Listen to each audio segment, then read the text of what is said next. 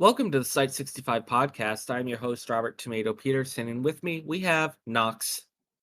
Hello, everybody. Hello, Knox. How are you this week? I'm doing pretty fine myself. How are you, Tomato? I'm pretty good, just hanging out, the usual. Thank you all for tuning into this episode 41 of the podcast. We're so close to 50. I can't believe it. Woo! Yeah, gotta do something. And we're actually coming up on the 1 year anniversary of the podcast, so we have to do something special for that. Ooh, Um, I'm gonna be there for that. Trust me. Yeah, I'm thinking about because we try to restrict the podcast to just 2 to 4 people at most. But I'm thinking about just opening it up to as many people as possible for the 1 year anniversary, and just letting us all go and talk for like an hour. Just an hour talking of 20 people. Gosh, that sounds wonderful. So much Yeah, chit chat to be had. it'll be Clusterfuck 5, the fucking. Gosh, that Um, show would be fun. I'd like to remind everyone listening that we are available on YouTube, Spotify, Apple Podcasts, and a bunch of other places because the RSS feed just gets posted everywhere. But those are the main ones. You can also follow us technically on Twitter, although I don't really use that service. I just have 079 posted there. Um yeah, so if you didn't know, Knox, I just give these episodes to 079 and have him post them to the internet. Isn't that like some form of hazard or something? Isn't that like foundation policy? Do not give those 9 access to the internet. You just let them control a Twitter account. Well, yeah, I don't see the problem. I don't see the problem either. Fair enough. Yeah, there's also a way to support us. You could go to buymeacoffee/Site65 podcast. Let me make sure I'm saying that right, because I feel like I always say that wrong whenever I talk. Anyways, it's in the description of the podcast on all sites, on all ways to listen. So just go there, support us if you want to. It's not required to. It's just a way to thank us if you want to. We're gonna keep doing these podcasts either way because, frankly, I enjoy talking with you people. And yes, I mean you people, and yes, I mean CI. Gosh, aren't we just so wonderful to talk to? Dude, I don't know anymore. You're like a cannibal. It's weird. Yeah, you just figured that out. Congratulations, Detective. You want a gold star? You sound like my first grade teacher giving out stars. I'm treating you like a fast grader. Sometimes I feel like that at the foundation, especially when the higher ups are talking and they're talking down to you, and you just feel like, what are you doing?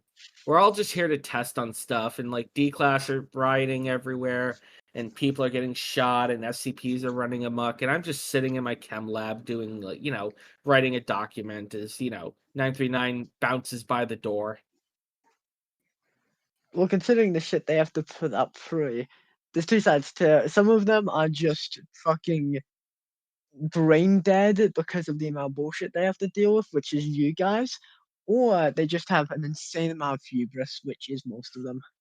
Or they have to deal with CI constantly invading the site and stealing stuff and breaking things. Whoa. They deserve it, okay? They are absolute dickheads. I Made don't that believe clear. that for 1 second. I just believe CI are misguided. I believe the Foundation is misguided, mister. How are we misguided? We protect people from the SCPs. The 13-headed Hydra and the unethical committee protect people, do whatever. Eh, You're a glorified museum where you abuse things for your own use instead of using them for greatness, using them hey, for anything else for your own entertainment. no, if there's one thing we've learned from this podcast is that I've never abused SCPs nor have used them for my entertainment. Oh, of course. I don't refer to you as the entire Foundation, but you're speaking on their behalf right now, so I will. They I are mean, the worst. You may not be, but they are. there was a guard the other day. You just reminded me. There was a guard the other day who was taking D class. He would just rip them from D block, take them to 1162, the hole in the wall, Hmm? and he would just lock them in there and be like, "LOL, stick your hand in the hole." And yeah, he did that with 15 D class over the span of 2 days, and collected a bunch Christ. of guns from it, and then sold them on the black market. Fucking hell. Yeah, it That was that is actually uh like hmm. I get it. It's a cool way to make money, but at the same time, like that's really dangerous because he was giving like 44 mags to D class and stuff like that. Yeah, that does sound pretty unethical, all things considered. I have a question about CI. Ask it. All right. When you guys raid the Foundation, do you guys typically go after like D class and try to help them escape, or are you just strictly after SCPs? It depends on our current goals for the raids. Command has a lot of different views depending on the person who's leading, and they'll either be liberate the SCPs, liberate the D class, murder any unethical or wrongdoers in the Foundation. It depends widely on the command member who's ordering the raid. I've always wondered what the thought process is, because whenever CI invade, I just go running for breach shelter and hide there, play chess with people. You know Of what I course, think would be breach fun? shelter. We should Nice. have a CI and Foundation chess tournament. Ooh, I'm personally not the best at chess, but that would be interesting. I've been getting into playing it more, just like on my phone when I'm not writing documents. Um, and occasionally when I'm in breach shelter with other researchers, we just sit down and play chess because that's all we really have to do. Someone tried introducing Chinese checkers one time. We nearly threw him out to the SCPs. What is Chinese checkers? I've heard of checkers, but not Chinese checkers before. It's really hard to explain. I'll have to we'll have to play it if you ever come on site one time. Um, it's like a star-shaped board and there's marbles and it's sort of like chess, but it's not. And I don't know. It's a bit confusing. We don't like that communist stuff here on site. We threw them out. Ah, classic American talk. Classic. Well, yeah, but we're in Canada, so it makes it even funnier. Fair enough. So you've got a game that's called Chinese checkers, plays kind of like chess, and it's on a star board and uses marbles. Yeah, through our inner group's communications, I'll send you a photo of it. All right. All right. Yeah, so let's continue on. I have a bunch of news stories to talk about, mainly involving SCPs on site. As you know, it is summertime in Canada, and it Mm-hmm. is getting quite toasty out there. Uh, Not toasty enough to where it's, you need sunscreen and all that stuff, but toasty enough to where you could actually go outside. So, Comfortable. we decided to put 999 on a slip and slide. Ooh. It What a was test. adorable. What was the Yeah, so purpose of the test? Just to give them a good time? yeah, that was it. We just wanted to give 999 something fun to do. We brought him to the field outside. Not technically out of the Foundation's control, like we didn't get him past the gate. We just brought him sort of out the main doors, and we set up a slip and slide and let 999 play. It was a lot of fun until 682 came barreling through. Oh, of course. 682 came barreling through the doors, and I'm not gonna say he slid on the slip and slide intentionally, but it kind of looked like as he was barreling through and going out the door, he slid on the slip and slide, which was adorable yet scary. How big was this slip and slide? Uh, just an how would I say this? How many meters would this be? About 12 meters. 12-meter slip and slide. Yeah, it's a big slip and slide. We're big people. We gotta do running starts. What, were you intending on having multiple people go down that thing at once? Well, yeah, it's a slip and slide. It was Christ. covered in 999 goo, and it was fun. Well, hey, it sounds like one hell of a test, only if I was there. Oh, yeah, it wasn't really a test. It was more just like, "Hey, let's have some fun. We're all Leisure tired." time. Speaking of 682, 682's been trying out different hobbies as of late. Um, we already talked about a few weeks ago with him doing baking. So 682 decided he wanted to try pottery. So, you know, begrudgingly, the higher ups agreed and like, gave him some clay and one of those wheels that spins in a circle, and you put the clay on top and you mold it into pots. 682 is actually very good at making pottery. We're actually using it in the kitchens now. These stories just keep getting sillier and sillier. We went from 999 on the slip and slide to 682 on the slip and slide to 682 doing pod. I mean, yeah, it happens. Can't believe he Uh, gave the death lizard pottery. well, okay, look, 682 has expressed his boredom multiple times, and as you know, I have worked with 682 in the past, and I thought it would be fun. Let more pottery, less killing of personnel. Look, it worked, all right, it worked. Uh-huh. Uh, we also actually did a couple tests with a 294, the coffee machine, this past week. Basically, we wanted to see if it could dispense liquids from different time periods.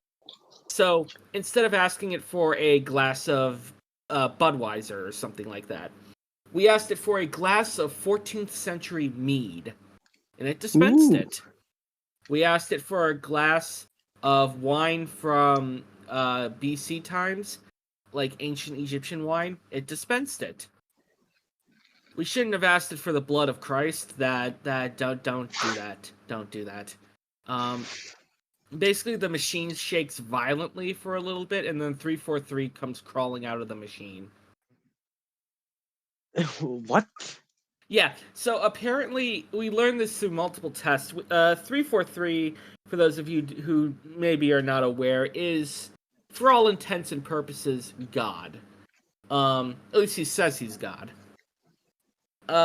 We dispensed a cup of God, and the machine shook, and we heard banging from the inside of the machine.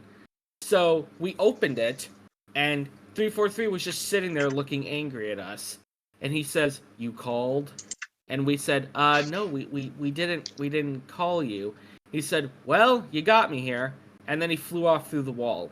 So we tried it again, and yeah, whenever you request a cup of God, 343 appears. Sounds like one hell of a containment procedure. I mean, yeah, it's weird considering we asked him where he was, and he said, "No, I was flying over Australia at the time." So, you know, it was instantaneous. Um, let's see. Oh, we had to discipline our junior researcher. He stole 1025, the Book of Diseases. That's Made actually cop. happened on site today. What? On site today, that actually happened. We had what's called one of our guys steal it. Went Oh, incredibly well. Jesus Christ! You stole it now. Well, a junior researcher stole it, made copies of it, and then gave it to his grandparents for their book club. Needless to say, it did not end very well. What a containment breach for a safe SCP. I know, honestly, I was kind of impressed. Um, like, as much as I hated putting a gun to his head and pulling the trigger for what he had done, um, it was kind of entertaining. We showed up to the grandparents' house to collect the samples. We found one woman frozen in place. She had the stone disease. 3 dead from heart attacks, and one that like burst into flames. Spontaneous combustion, that's the word I was looking for. I couldn't think of spontaneous combustion. That I'm not man smart. sounds like an absolute anarchist. Phew, thank God he's out of his misery. Like I Hell. said, honestly, I was impressed he went through all that effort. Phew, Christ. Let's see what else. Oh, it was the Foundation Poetry Night the other night, and 076-2 showed up. So apparently 076-2 is really into slam poetry, and wrote a lot of really good bars to, speak on. He talked about his past, talked about his troubles, all with a grit and glamour to it. And honestly, he ended up winning. It was a lot of fun. God, you'd think these SCPs would be extremely aggressive on the medi every chance they get, but like when you give them a heart to heart, truly, 682 just wants to make some pottery. 076 is just an aspiring poet. Yeah, and 049 played D&D with a group of researchers earlier in the week. Exactly.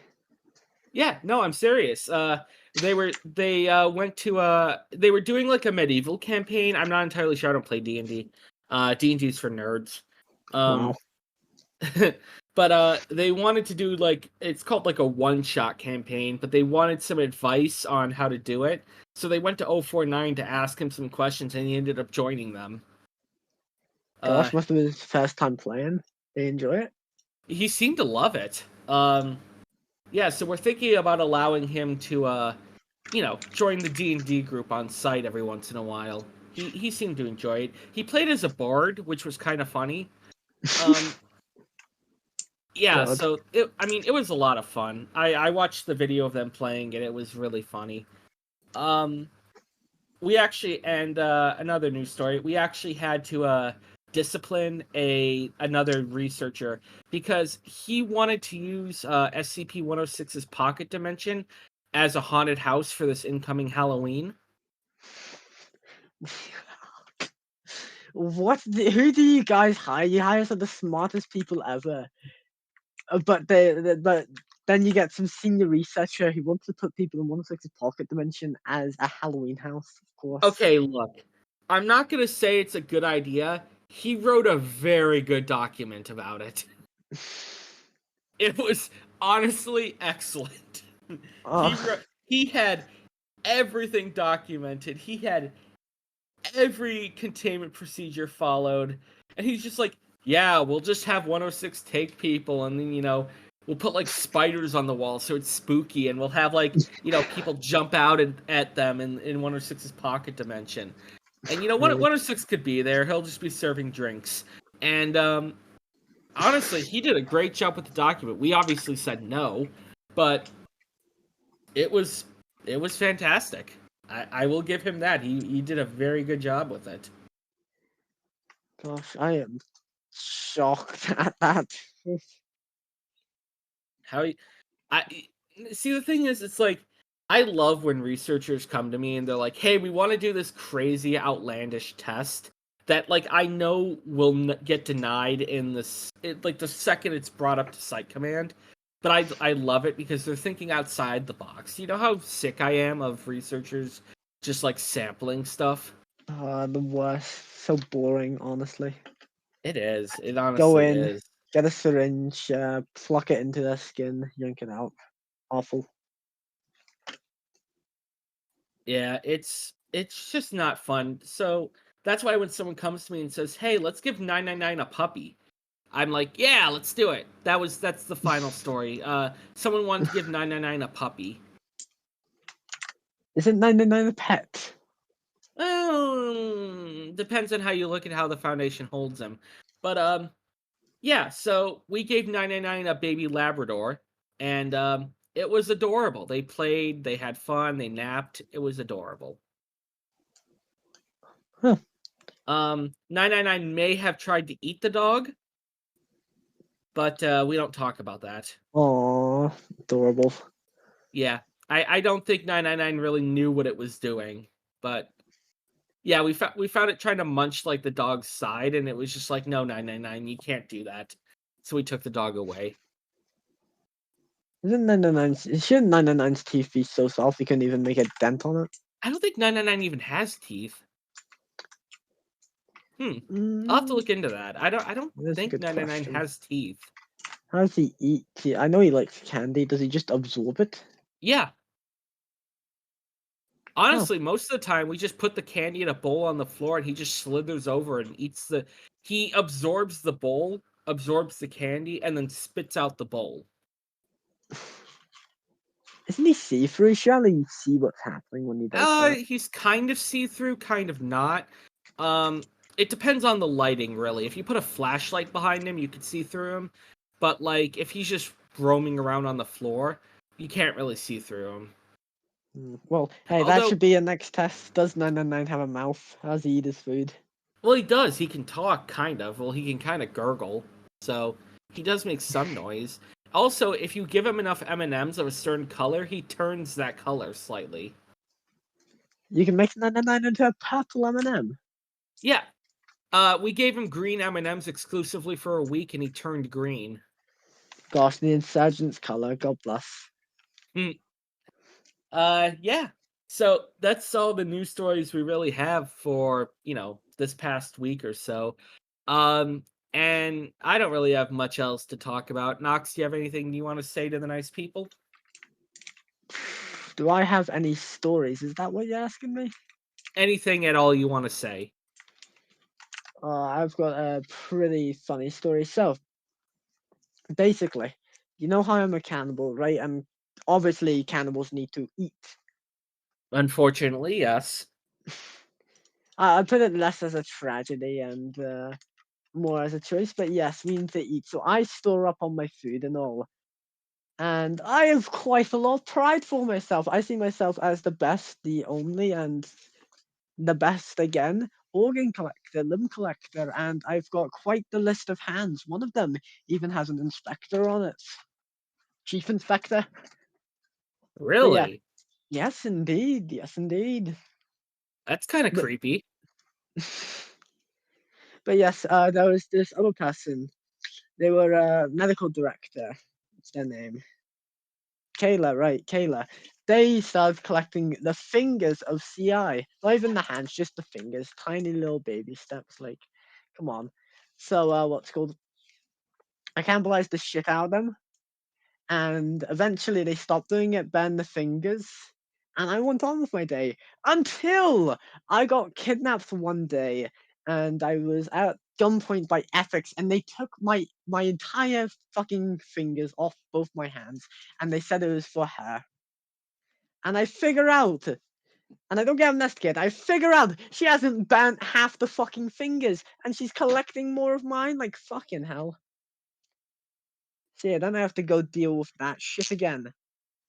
So, Eventually, enough blackmail and threatening and whatnot, and enough cannibal sessions, she eventually decides to commit a form of treason over to the insurgency base so she can give me the rest of the fingers. But in the process, I'm pretty sure during when she treats, I'm pretty sure I accidentally caused a complete total war on surface, put all of Site Command and DEA into absolute chaos, uh, and almost got the director killed. So isn't that fun? well, I will say I don't understand you and the whole cannibalism thing. It's tasty.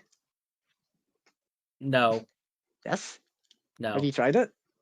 no, I don't want How to. would you know then? You haven't tried it. How would you know if it's tasty or not? Come on, it's absolutely amazing. It's a mix of pork and deer. Just goes right there. Ugh, Bloody brilliant. UCI are so weird. Hey, don't associate me with the rest of CI, okay? I'm just a man making my way through the world who's also an insurgent. I mean, fair enough, I guess. I guess it's kind of weird to go from talking about 999 on a slip and slide to cannibalism. I mean, hey, didn't 99 try need a dog?